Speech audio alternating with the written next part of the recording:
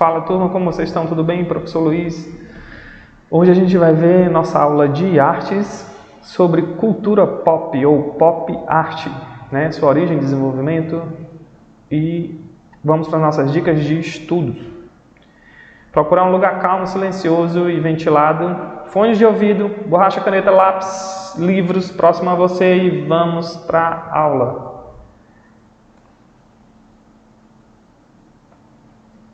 Então aqui, gente, a gente vai falar sobre pop art, né?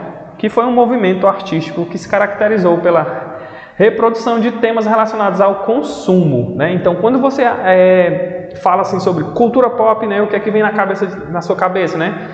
Vem toda aquela coisa, né? Que é vendida através de merchandising da televisão, né? De culturas que se misturam, que vem lá do Japão, dos Estados Unidos, né?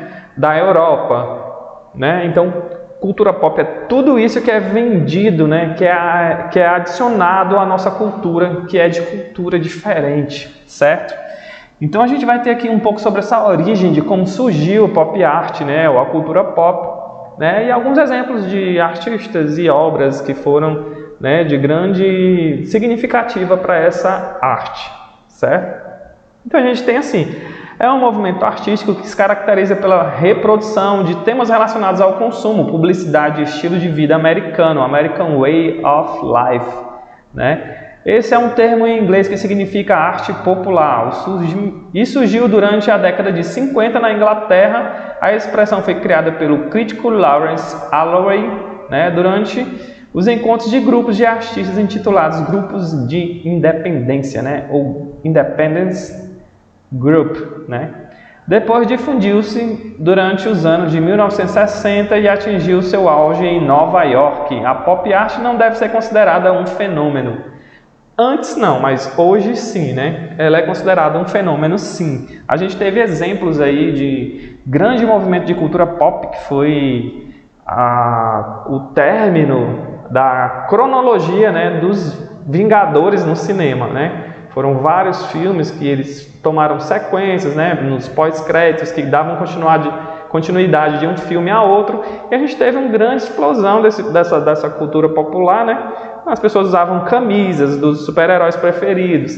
O cinema, no último filme, ele lotou, né? Então a gente viu que aquilo ali foi, assim, um fenômeno, né, da pop art, né? Ou seja, veio lá dos Estados Unidos sim, mas a gente tem também, né, de outros países hoje em dia. O surgimento foi lá nos Estados Unidos, né, mas a gente tem também movimento vindo de outros lugares também. Então, assim, de cultura popular, apesar de estar muito interligada a ela, né, mas uma interpretação feita pelos seus artistas da cultura dita popular e de massas. Esse fenômeno artístico baseou-se em grande medida na estética da cultura de massas. A mesma crítica pela escola de Frankfurt. O movimento influenciou grandemente o grafismo e os desenhos relacionados à moda. Características da pop art: a aproximação da arte com a vida cotidiana. Né? A gente sabe que uma tendência que aparece lá nos Estados Unidos, uma tendência que aparece lá no Japão, na Coreia, né? Minutos depois que ela surge, ela já está sendo difundida hoje em dia nas redes sociais, entre os jovens, né? Pela nossa ferramenta da internet. Utilização de cores intensas e vibrantes, né? Geralmente é algo que é da cultura pop. Ela sempre é lembrada por essas cores vibrantes. Mas por quê? Porque lá, quando ela surgiu, né, a gente tinha vários movimentos artísticos que estavam vindo ali para modificar aquela arte, né, clássica, e que elas usavam essas cores vibrantes. Então, foi inserido no pop art essa coisa das cores vibrantes, né? Então, você sabe que tem a ver com cultura pop quando você vê alguma coisa multicolorida, certo? Também. Reproduções de peças publicitárias, inspiração na cultura de massa, uso da serigrafia, imitação da estética, indústria, reproduções em séries do mesmo tema, uso da imagem de celebridades. A gente sabe que quando diz assim, rei do pop, a gente associa quem? Michael Jackson, né?